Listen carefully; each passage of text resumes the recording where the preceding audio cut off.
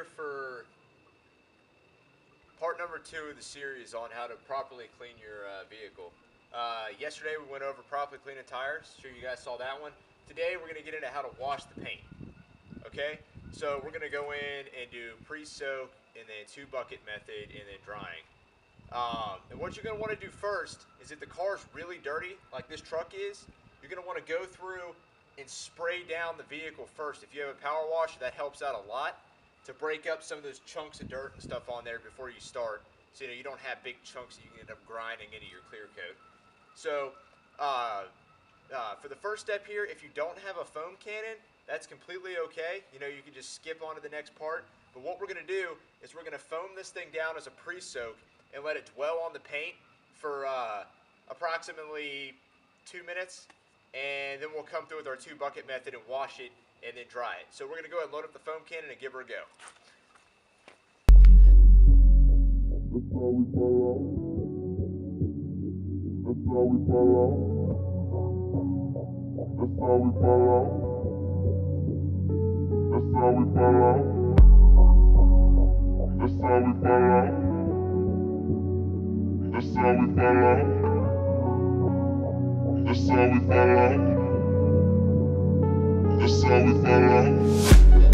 Blow it up, that's how we fall out.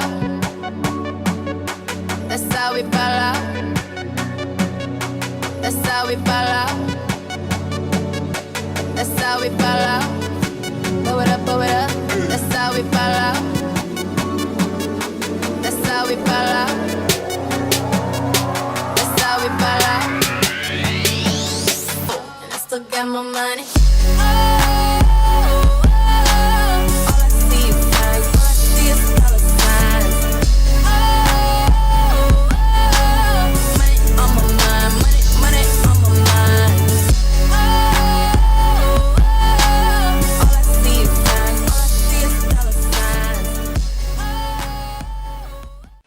So we've just got the truck foamed up, and as the foam's dwelling on the paint and finishing up here, I'll go ahead and go over the 2-bucket method. First, of course, you're going to want 2 buckets. I like to do different colored buckets, one for cleaning and one for dirty. This is going to be for your dirty. This is going to be your rinse bucket. This blue one here, we're going to use our wash bucket. Another thing I've got in both of these buckets, it's really good to have, is a grit guard. These things keep all the dirt and grit and sediment down at the bottom of the bucket and don't let it come back through, so you're not getting it back on to your wash mitt.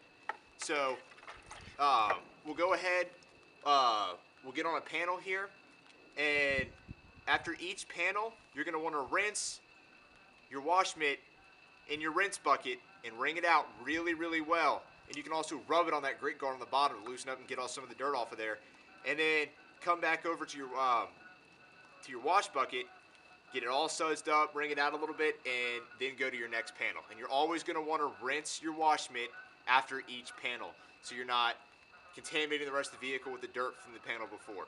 So we'll go ahead, we'll jump up here on a panel, and I'll show you how it's done properly. Alrighty, so as you can see, we've got some foam on here that's still dwelling, and we're going to use this as extra lubrication, because when cleaning a dirty vehicle, lubricity is your best friend. That's what's going to keep you from getting scratches and swirls in your paint and keep it a lot safer. So we're going to go ahead, we're going to get our wash mitt, and we're going to go ahead and take care of this panel, and I'll show you how it's done. Alright, so I got my wash mitt, and it's loaded up with suds. And what you're going to want to do is you don't do the circle. That does not clean it. That just swirls the piss out of it. So what you're going to want to do, it's all about straight lines. And you don't need to use a lot of pressure. You're not scrubbing grease out of your frying pan. So you're just going to come across in straight lines with moderate pressure. Go back and forth. And flip it over, back and forth. You don't have to use very much pressure at all. And like I said, you do not want to do circles. You don't want to go really hard back and forth. It's just good, even, light passes. And then once you finish up with that panel, go ahead and rinse your wash mitt off and move on to the next one. Another thing is too, if you're watching this and say you have you don't have access to water at your house, or you live in an apartment, so you go to one of those self-serve car washes. You can go in there. Don't use the brush that they have. Everybody says, "Oh no, that brush is meant for washing cars." Yeah, scrub your car down with that. Park it out in direct sunlight and tell me your paint is not scratched to hell. So if you have to go to a self-serve car wash, take a wash mitt with you and your 2 buckets and do it there. Okay, you don't have to use the tools they provide you. Bring your own. And there's still some there's still dirt on the paint that needs to be clayed out. There's some overspray from the road, and we'll get to that tomorrow. But we'll go ahead, and I'm going to go ahead and finish up this vehicle. Like I said, back and forth, no circles. You know, halfway through, flip to a clean side, finish off the panel, rinse off really well, wring it out really well, saturate it again in your wash bucket, and go on to the next panel. So we'll go ahead, finish this up, and then we'll come back at you.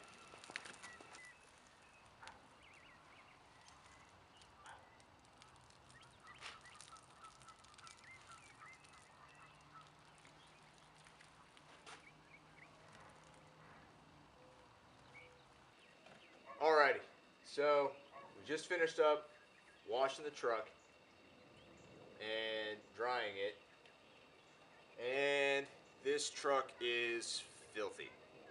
Filthy, filthy, filthy. I don't think there's been any protection on this paint in, I don't know, a year and a half maybe. It's just one of those trucks you don't really get around to because it's dirty all the time.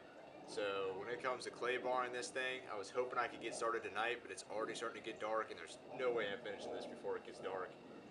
It's probably going to be a solid 2 hours of claying this truck to get it cleaned up, because there is so much oxidation and stuff on this paint, it's not even funny.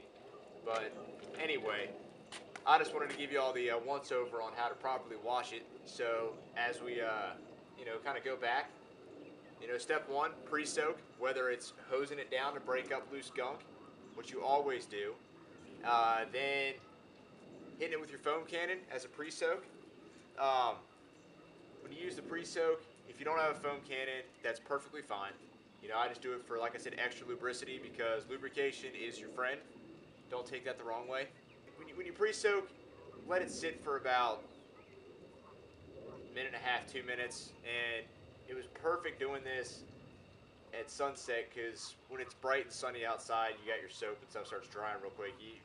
Washing your vehicle in direct sunlight is not really the most ideal, but a lot of guys do it. Sometimes you have to. And then we went over proper wash technique.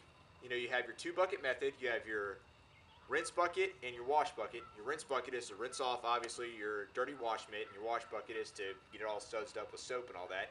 And always remember, after each panel, thoroughly rinse out your wash mitt before putting it back into your wash bucket. Another thing too is, you got 2 sides in your wash mitt. When you get halfway through the panel, go ahead and just flip to a clean side and finish it off that way. And also, forgot to mention earlier, always wash your vehicle from the top down. And by top down, that means any horizontal surface is considered a top. So your roof, your trunk if you have a car. This is a truck, so it doesn't have a trunk. Your hood, that's considered a top. And then work your way down, so you're not bringing, because the dirtiest part of the vehicle is down here. Along the bottom of the vehicle, obviously, is the dirtiest part of the vehicle. So you're going to want to start at the top and work your way down, so you're not bringing all that nasty dirt and grime from the roads from the bottom and bringing it all over the top of your paintwork. And then that, you get into swirling and scratching and all that fun business. And then you're going to have to end up doing some corrections.